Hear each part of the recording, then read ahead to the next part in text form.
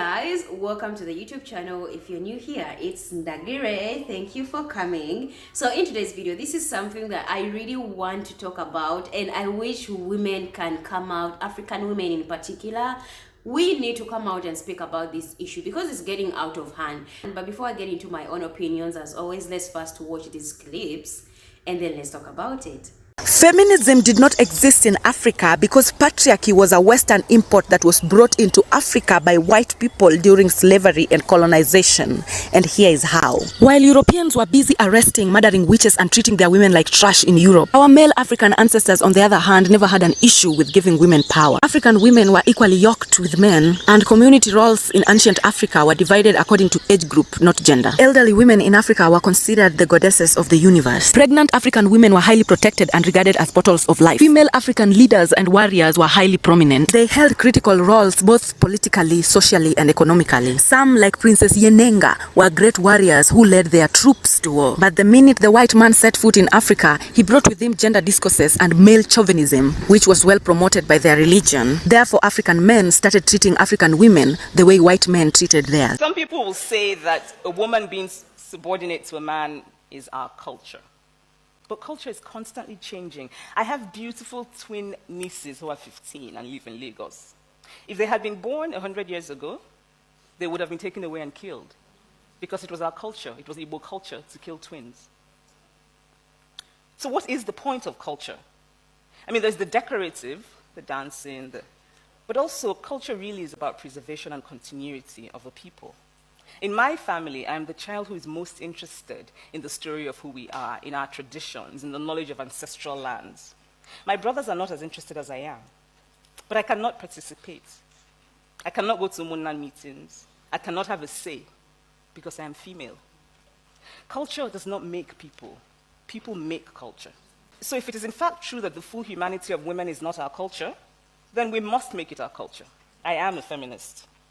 And when I looked up the word in the dictionary, this is what it said.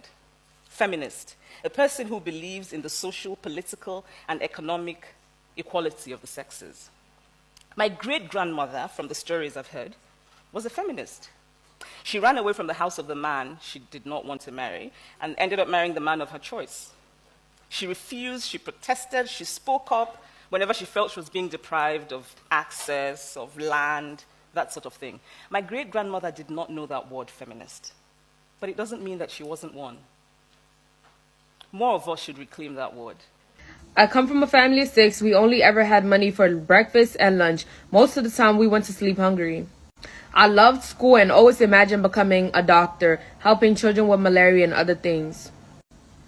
Then the day came where everything would change. I was going to 6th grade, excited for middle school, and my dad told me that I shouldn't go to school the next day. I was so confused.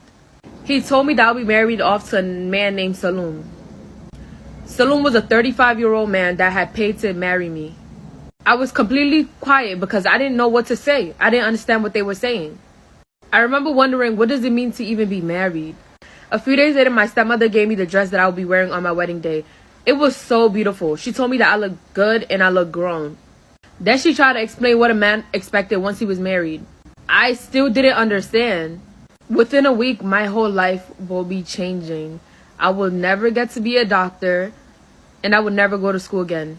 So as you've seen in the video, I love how we today are coming out to speak out on what people consider to be our culture isn't, but they always put it on black women, which I have a problem with. You're going to see that before the colonization happened, women were so much involved in things of war, in things of community, in things of leadership. We were so much involved in everything that concerned the society. Things shifted where the colonization happened, and they made men feel like they need to step on women because of how colonizers were treating their women in their spaces. And this is how it is really triggering when you see African men come out to you and say, oh, women should do this, women should do that, because actually the most thing that makes men feel like they are entitled to treat women in a specific way is because of how the colonizers brought something also called religion, Islam and Christianity, to say, because those two religions make men feel like they own women. make men feel like without them, women cannot exist. And this is the excuse that men kind of put out, where they say women need men because who is going to protect you from the world? What do you mean? Men create weapons. So if men didn't create weapons, women would live freely on this planet. If men didn't do crimes, women would be living freely on this planet. Like, that's the excuse that most men always bring out. Who's gonna build the society? When you look into the history of African culture, African people, before colonization, you're still going to see how women were also involved in building communities. And also to the concept of fight for women, it's always about the muscle part. You know, we are stronger, we have muscles, we do this. It doesn't have to be that. Like, when I come out right now and I'm saying the way men are trying to make women properties of men, then I'm gonna be a feminist. I'm not being a feminist. I'm just saying things that you don't want to hear as a man who grew up seeing that you are the one to be in charge of my body. And yeah, you're going to be like, oh, now she's Americanized. No. I'm not being Americanized. I'm just stating things that were changed by the colonizers that came to colonize our continent of Africa. I think that is what threatens men, that you guys think we don't need you anymore, which is not okay, and it's not right to me, because I do believe we do need men and men do need women.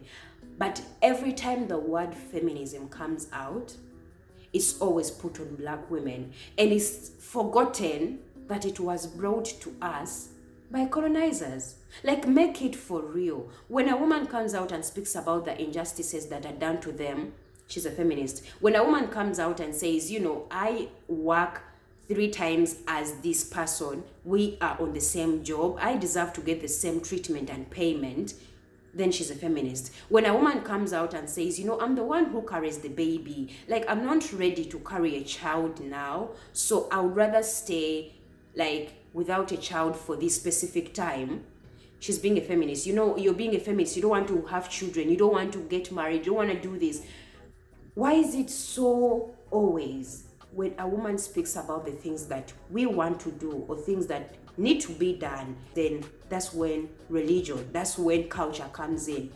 But men have been doing these things of treating women like shit, leaving women pregnant, leaving women for other women, having more women than they are supposed to, and justifying it with, oh, the Bible or the Quran or the culture is.